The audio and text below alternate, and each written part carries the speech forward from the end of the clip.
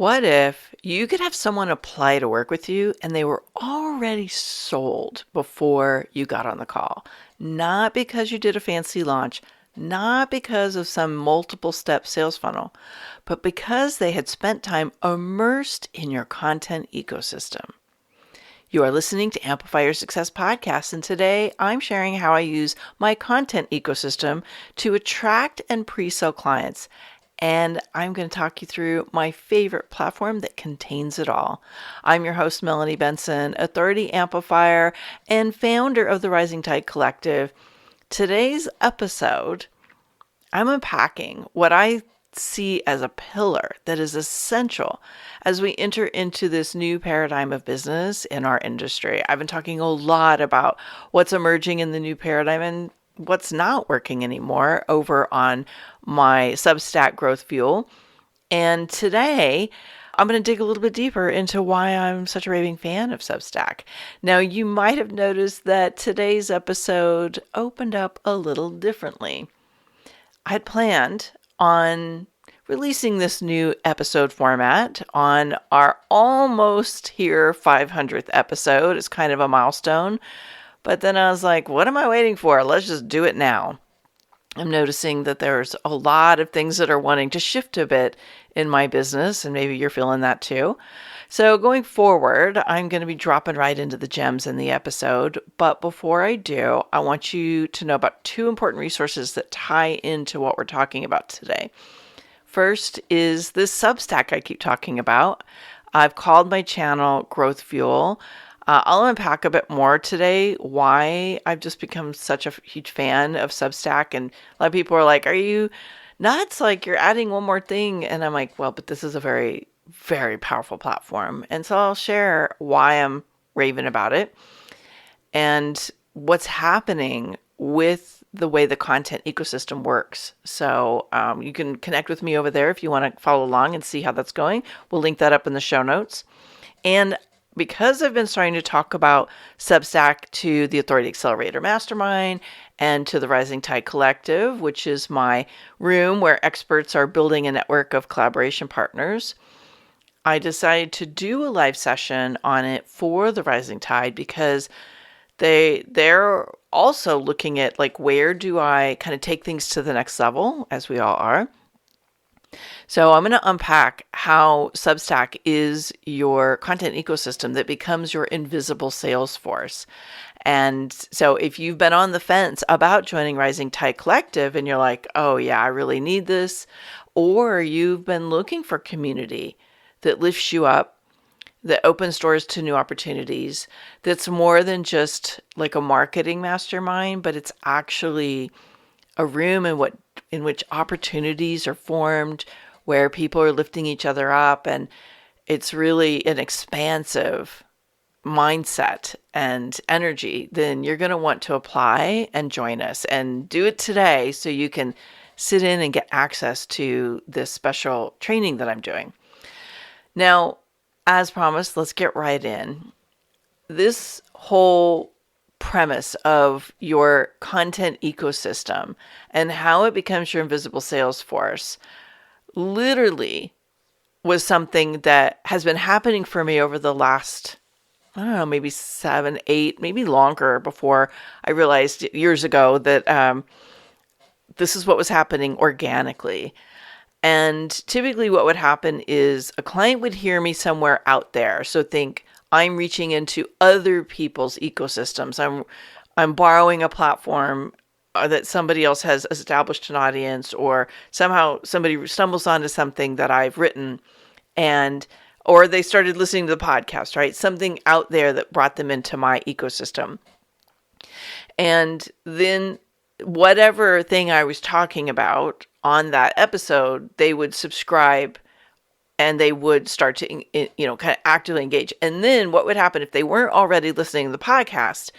They would discover that I hosted this podcast and they would start binging episodes. Sometimes they would binge a series that I've done, and sometimes they would just start listening to the episodes. And what they would tell me is, I wanted to know that you were real. I wanted to know that you really knew your stuff, and I wanted to get a sense of you.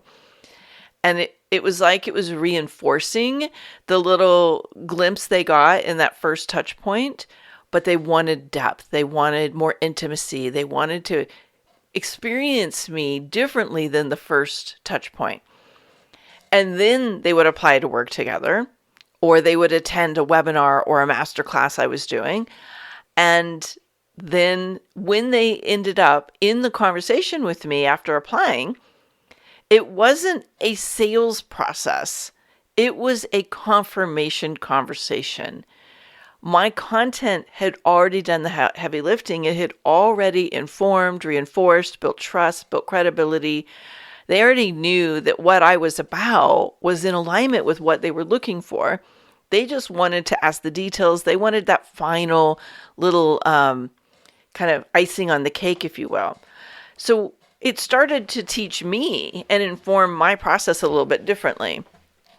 But even though I knew it, it was still kind of like trying to gather the herd, if you will, because my little snippets would be out there in all these different places. And, and then I had to guide them back to a lead magnet or a podcast episode, right? And so it felt like there were all these tentacles that had to be wrangled and somehow brought into one space. What I ultimately realized is my best content doesn't just generate leads. It's eliciting conviction. And that conviction is what was selling them. Because my voice, my energy, it comes alive in speaking and in, being interviewed, but also in my own show. And that's what people started responding to. Now, all of this kind of sets up why content isn't working the way it has for the last decade or so. I know you're feeling it. I've been writing about this on the Substack, and people are like, oh my God, thank you for saying the feeling I've been feeling, but I couldn't name it. I wasn't seeing other people talk about it. I thought it was just me. No, I'm talking about it. And it's not because everything doesn't work. I mean, yes, on some level, a lot of things have stopped working, but it's because there is a lot of change. We had this old model of create and post content, get attention, get some traction. I know a lot of people were like, I want to go viral. It's like, I'm not really a big believer in going viral, but that would generate leads.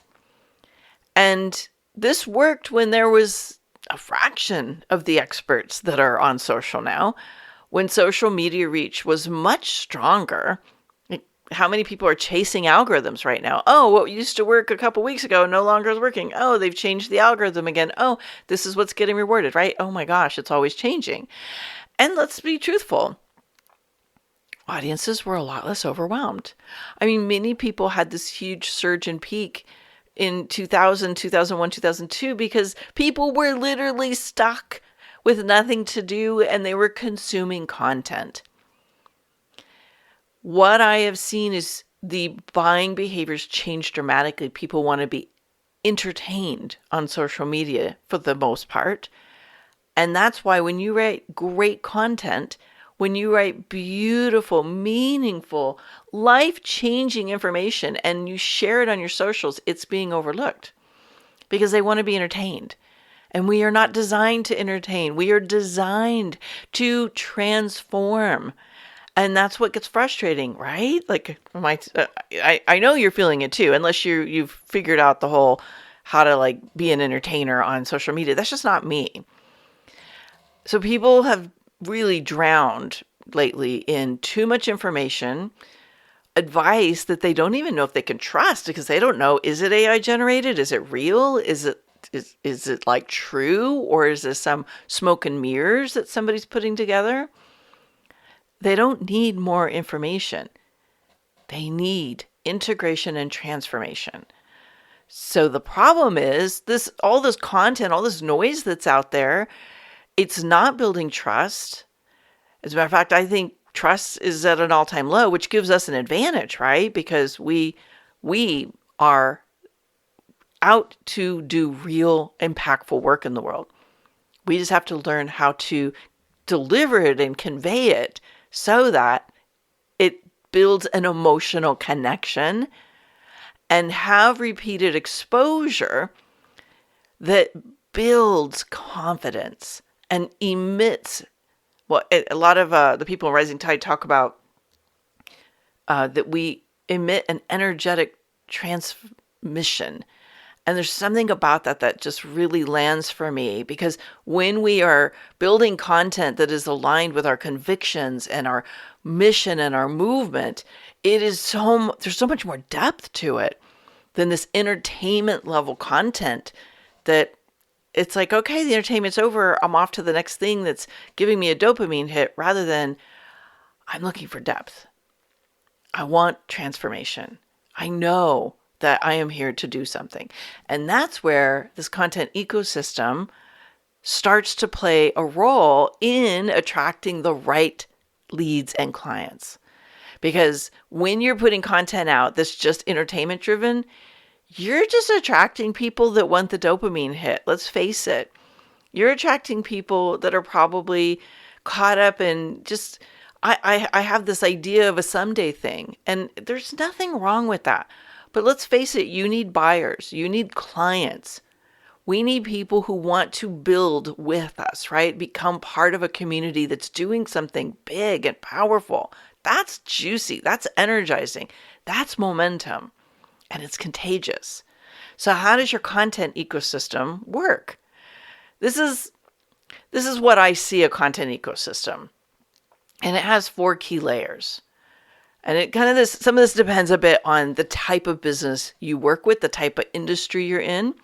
This may get fine-tuned when I'm working with clients who are working with corporations versus B2C type, business to consumer. This might get fine-tuned a little bit, but this is the essence. 1, you have to have a form of attraction. So that might have some entertainment value, but ultimately, these are things like social posts, notes, reels. It could be your guest podcast appearance. It could be you being on someone else's platform or stage. This could be what you're doing on another social platform that's pulling people into your primary social platform. So think, how do I create short, potent content that showcases what I'm about, like your pillars, right? This isn't a pillar conversation today. You don't want them to say, oh, cool, and just binge. You want them to go, that's impactful. Oh, there's something here for me, and go deeper. Because the second layer is depth. Depth is where the trust and authority come in. Now, the key to layer 1 is you have to be developing content that really speaks to your ideal client. Because if your ideal client doesn't see themselves in some way, shape, or form in what you're putting out, they're out. They're not going any deeper. That's why generic content does not move the needle. They don't see themselves in it. You need content that truly moves people to want depth. This is where your podcast episodes may be doing live sessions with collaborations with other people, articles, more long form newsletters. All of this happens in depth, right? Your interviews, anything where you're going deeper than like a paragraph, right? Or a couple sentences. So step 1 is really like you're grabbing attention. Step 2 is like you're keeping their attention. You're making that space that they want to come back to. And that's because they feel understood. And they probably are starting to feel like they're part of belonging to something that you stand for.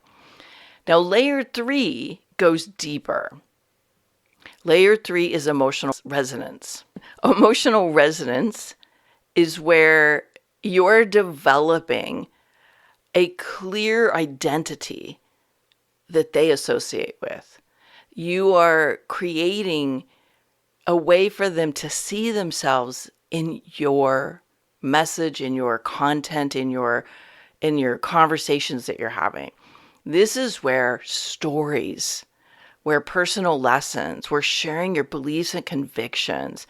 This may be for some people where a case study or well-developed testimonial would come into place, but this is messaging that moves people. This goes beyond entertainment. This goes to this person is me or gets me and is talking about what's up for me. I personally went through this recently where I just ran across something totally random on Facebook, totally random, on a colleague's page that I followed for years. And I saw something they put out and I went, that's intriguing. Grabbed my attention. I leaned in. I followed the breadcrumbs, and I never do this. Next thing I know, I'm following this person on Substack. I'm listening to what she's putting out. I'm signing up for her free 5-day masterclass, which turned into like 8 days.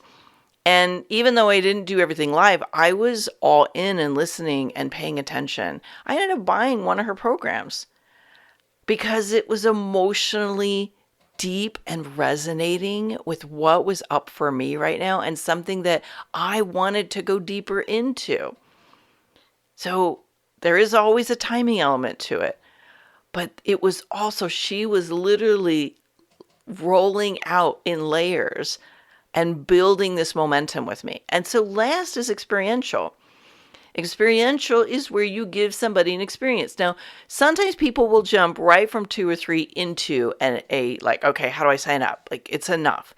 But when you have people who maybe they're burned, they have a lot of noise in their life, they maybe are following a lot of different mentors, a lot of different people's work. The experiential is what moves people from being curious into a deep desire to want to work with you.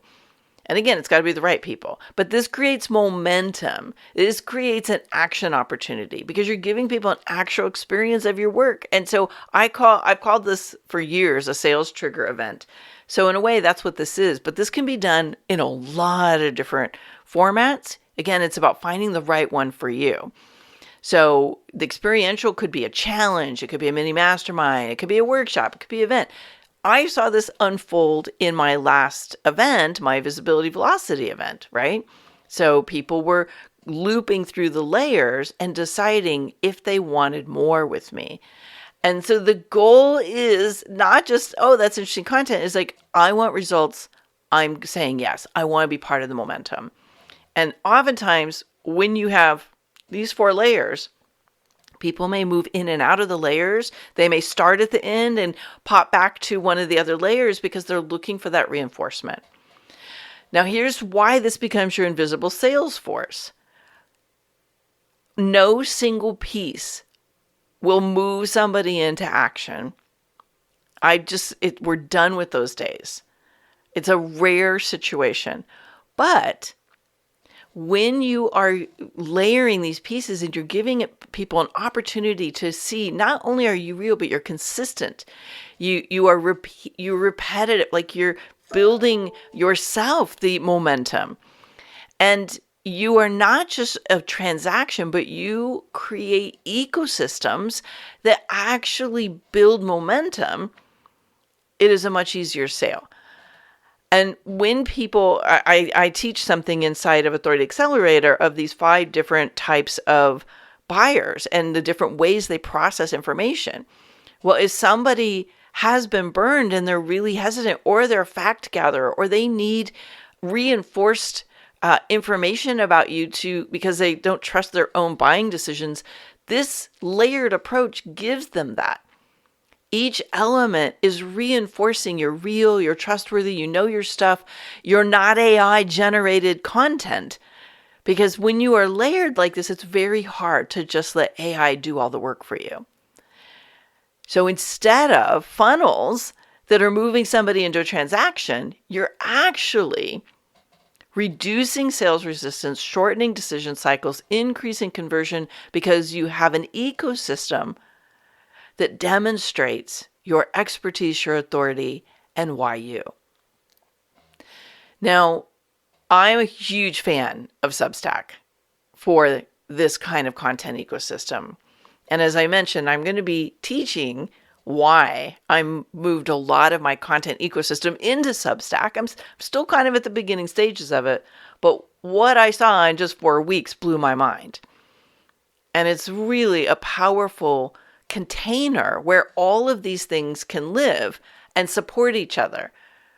Okay, so what you want is you want a way to move people between the different layers. So if you've got your podcast in one place, you're doing your layer one attraction in another place, you're building depth in a third place, you have to connect the dots. You have to show people where to go. In Substack, it's all in one place. They've got the attraction piece with notes. They've got the depth with a weekly podcast or an article. They've got a place to build resonance because you're showing up. One of the things that Substack rewards, they really have built a culture around real connection. Oh my gosh, I saw it in action. Where I could put stuff out on Facebook, which is still one of my favorite platforms because I do move a lot of people into action there. But, like stuff could go a long time and it's like crickets. Well, most everything that I'm putting out on Substack is getting movement. It's getting engagement. It's getting connected to people.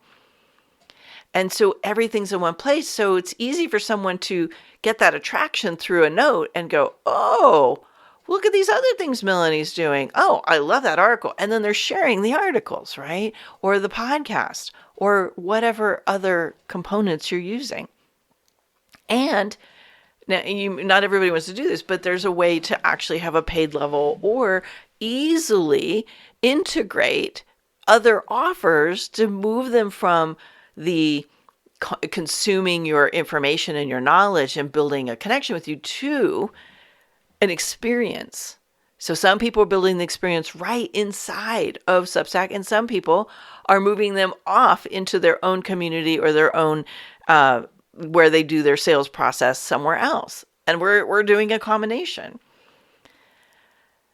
So Substack has become a really powerful place to do this because not only is it where content lives, but it's an ecosystem. It's a publishing platform that allows you to demonstrate your thought leadership. And that's really what's getting me super excited because I work with a lot of people who are coming from expertise to they really want to bring their thought leadership out in a bigger way.